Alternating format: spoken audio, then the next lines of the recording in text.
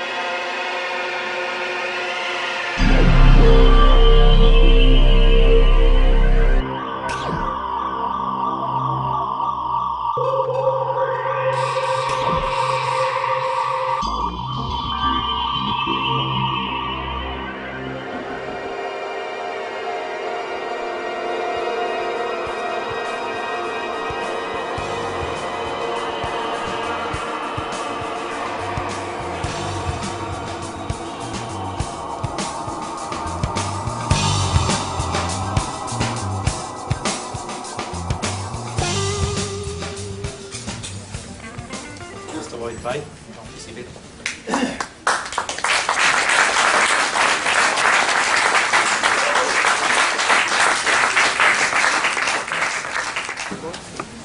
Folks, I don't know how much of that I'm going to repeat during this presentation because I don't know what he was saying. So you're just going to have to bear with me as I repeat things that he might have said in that introduction. I want to thank him for that. Thank Phil for having me here to do this, to share this information with you all. I thank you all for coming, obviously. You have to make an effort to do these things. Can everybody hear me back there in the back? If not, just feel free about moving forward. This is about my speaking tone, so if you're having any trouble at all, there are plenty of seats up here. Just move forward, please. Now, before we get into it and get started, I want to share some information with you because it's important, and you'll see by the end of this presentation. By the end of this, you're going to want, I think, to share this information that I'm going to give you with friends and people. And when you do that, I guarantee you that the very first thing they're going to do when you try to tell them about it is they're going to go to Wikipedia to find out about the Star Child and find out about me. Now, I call it Wackipedia, not Wikipedia, because it's just wacky. Anything to do with alternative knowledge, anything at all, you cannot trust, because Wikipedia is not dedicated to finding the truth. You think they are. They're not. They are dedicated to supporting the mainstream science view of everything. So that anything at all that veers from that, as all alternative knowledge does, gets hammered. And they do not let the truth go in. They give those articles over to administrators within their system. You try to make a change on a Wikipedia thing that is being dominated by one of them, and it'll be changed back within an hour or two, if that long. They have things that the administrators do in their computers that let them know when any change has been made on a quote sensitive page. And I am, because of my profile and because of the profile of the Star Child, we are super sensitive. So they're all over us. So what I have done, and what I want you to keep in mind, is those two websites.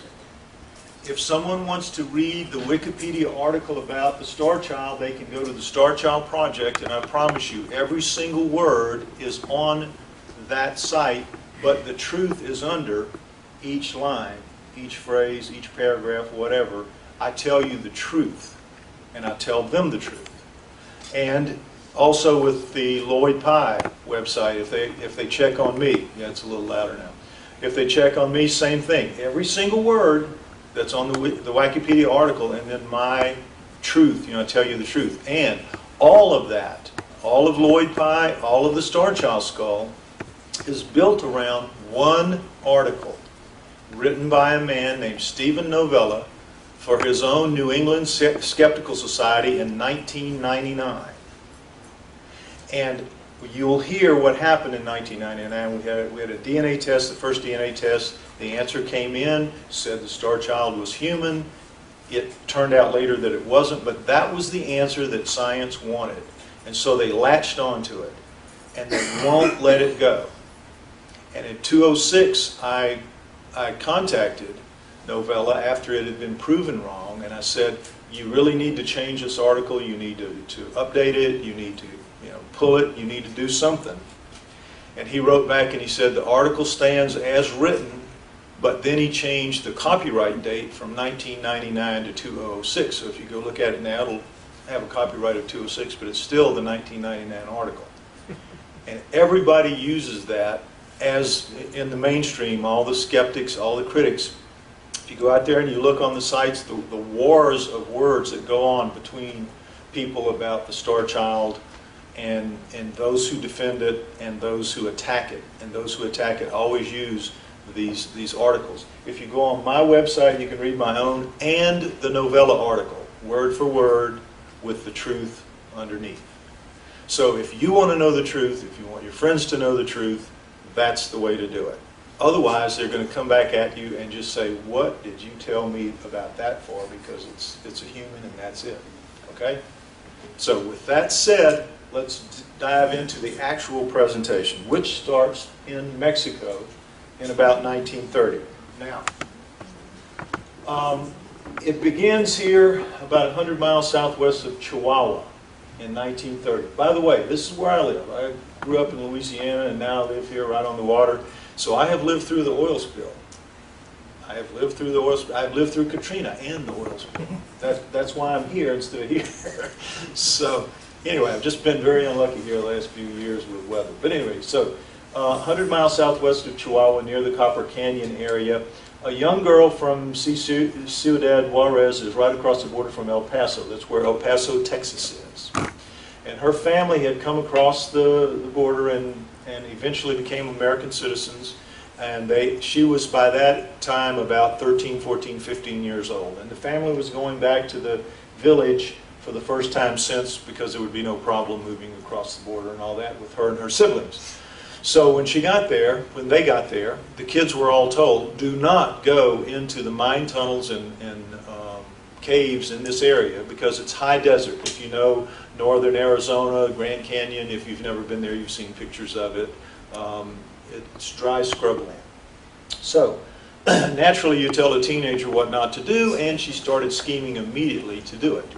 So she got a large basket and told them she was going to go out picking berries or looking for fruit and things, and she just hauled it as far as she could get away from the village to do some exploring on her own, and she found a mine tunnel. And she went in and she found far enough into where she could still see clearly what was going on, about 50 feet in. She saw a human skeleton lying on its back on the floor of the mine tunnel. Now, a cave, we all know the difference. A cave is all big and squirrely. A mine tunnel is, anybody can see the difference. So she saw that. She saw it laying on the ground. She got a little closer and she saw that there was a mound of dirt beside the one lying on its back. And so she thought that looked like a grave, and she got a little closer and she said she noticed a misshapen hand extending out of the dirt of what looked like a grave. And sure enough, clearly something was in there. And that misshapen hand, she noticed, was wrapped around the upper arm bone of the skeleton lying on its back on the floor of the mine tunnel. So when she got a little closer, she realized that the dirt was, still clumped and loose. If it's in a mine tunnel, there's no raining to compact it or anything like that. She thought, I could probably scrape it out. And she did. She scraped it out with her hands very easily. And she exposed another skeleton, which she said had a misshapen body. That's all she said. Because she was describing this much later in life, when she had no idea that the few things she was going to say about it would then later become important after her death. So she recovered both skeletons with the idea of sneaking them back into the States and maybe donating them to her high school. Back then they always had a skeleton on a rod in the biology department. I don't know, some of y'all are too young for that. But so she thought, there'd be some some degree of coolness to that. So she gathered all of the bones into the basket, but without a plan for how to do this, how to sneak them in.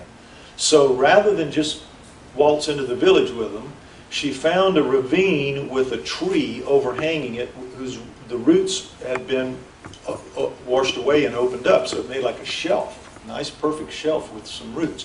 She tucked all the bones up under there. Brilliant idea, not wonderful hiding place. Except that night, torrential rain came, and for the next 2 days it rained really hard. When she could get there a day or so after that, they were all washed away. The water had risen as it does. That's what makes those ravines. That's what washed the land from underneath the roots of the tree, and they were gone. So she walked downstream and she found in a bush the 2 skulls, and one of the misshapen one had its lower face knocked off except for a piece of maxilla that was detached but there, and it lost its cheekbones in front of its face, as you see, and the human had lost one of its cheekbones in the tumble to get to that point. So she was happy to have the skulls.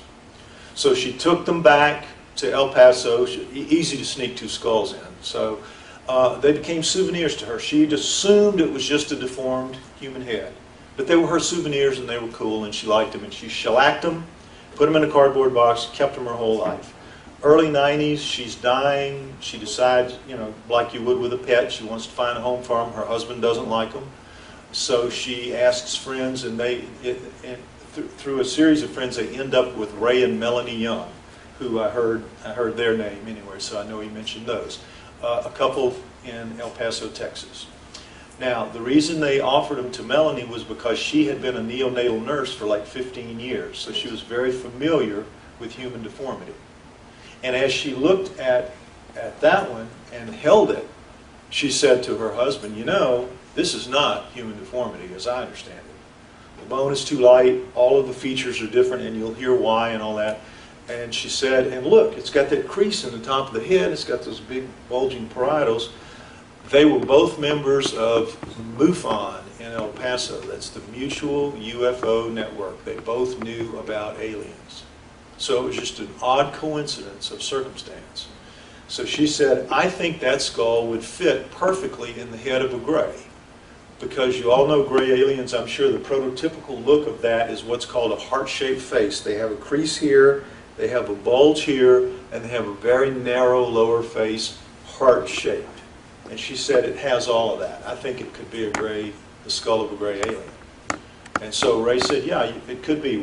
How do we do that? So they put the word out through MUFON, who in the field of alternative knowledge in this country knows about skulls.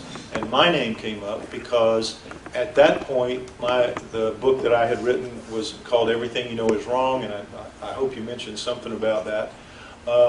And it was about human origins and hominoids and things like that. And in talking about the hominoids, I talked a lot about skulls. So that was how they called me in.